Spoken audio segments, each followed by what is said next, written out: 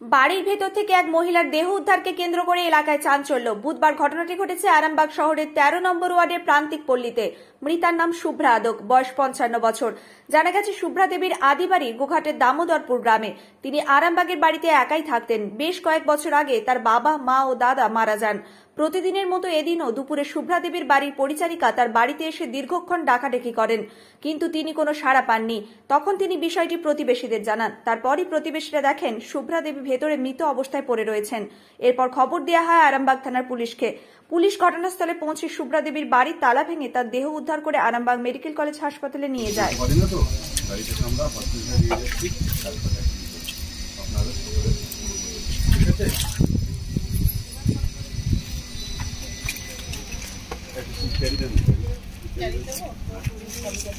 একাই থাকে।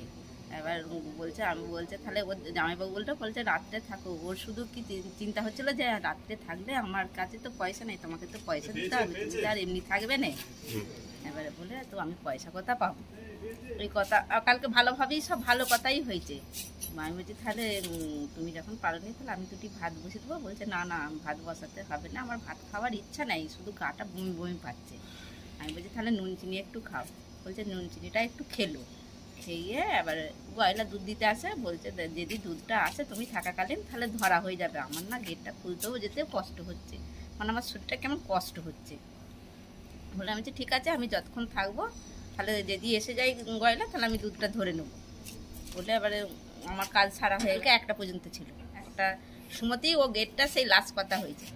1টার সময়তেই চাবি দিয়েছে, দিয়ে বলছে আমি এই চাবি খুলছি আর গয়লা এলে তাহলে আর ফিরে যাবে। আর আমার দুধ নেবার মতন শক্তি নাই, তারপর দুধটাও কেউ জাল দিবে সেই রকমও আমার শক্তি নাই, মানে খুব কষ্ট। কি আমি ওইটা ঠিক ওই সব ওষুধগুলো খুঁজে পাচ্ছিল নি, সেই সব ওষুধও খুঁজে দিয়েছি। ওর সবাই মানে ওরা প্রথম যখন এলো, ওরা 4 জনেই এলো। যখন ঘরটা হওয়ার পর ঢুকলো 4 জন, বাবা, মা, ভাই।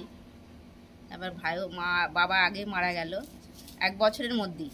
বাবা আগে মারা গেল পড়ে যেয়ে। আবার তারপরে মা গেল। মাও সেই জ্বর হয়ে মারা গেল। মাও জ্বর হয়ে মারা গেল। হ্যাঁ, মাটা অনেক দিনই ভুগছিল। এবার মাটাও জ্বর হয়ে হঠাৎ করে জ্বর হয়ে মারা গেল। হয়ে যাবার দাদাটারও জ্বর এসে গেল। দাদাটাও জ্বর হয়ে হঠাৎ করেই মারা গেল। দাদারও জ্বর হয়ে হঠাৎ করে মারা গেল। এবার এই দিন শুক্রবার থেকে 1 সপ্তাহ থেকে শরীরটা টলমল টলমল করছে। আমি 12টায় হ্যাঁ 12টা 20 হ্যাঁ, সেইটাই ভাবা যাচ্ছে না যে কি থেকে রক্তটা ওই রকম দিয়ে। এবারে কখন থেকে আমি ঠক ঠক ঠক ঠক করেই যাচ্ছি, মানে এমন ঠক ঠক যে এত যদি ঘুমিয়ে থাকে এত ঠক ঠক করছি যে পাল্লা ছেড়ে যাবার মানে এত ঠক ঠক করছি। তারপর ঠক ঠক করার পরে যখন না উঠেছে, আবার এই দিদিভাইকে আমি ডাকি। আমি বলছি দেখ আমি এত ঠক ঠক করছি কেন? বলছে দেখ দিদি চাবিটা খুলেছে নাকি নিচে, এইখান থেকে নিচে দিয়ে বললে চাবিটা দেওয়া যায়, এই দেখা যায়। বলছে চাবিটা দেখ দেখিনি খুলেছে নাকি? না তো চাবি খুলে নেয় না। বলছে তাহলে এই গেটটাই চাবি থাকে। বলছে তাহলে আমাদের এই সরু গেটটা খুলে দিচ্ছি।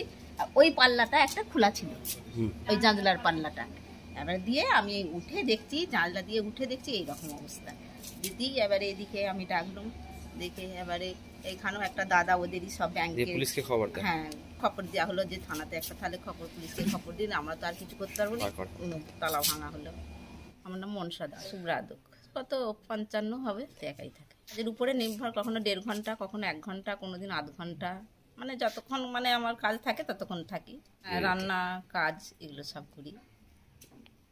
নিউ সোফা সেন্টার, এখানে সমস্ত রকম সোফা পাইকারি ও রিটেলে বিক্রয় করা হয়। সমস্ত সোফা নিজস্ব কারখানায় তৈরি করা হয়। প্রোপাইটার হানিফ হোসেন খাঁ ও রুহুল হোসেন খাঁ, বড়ডোঙ্গল হাটতলা সিনেমা হলের সন্নিকটে, হুগলি। যোগাযোগ 7797170093 এবং 9382003105।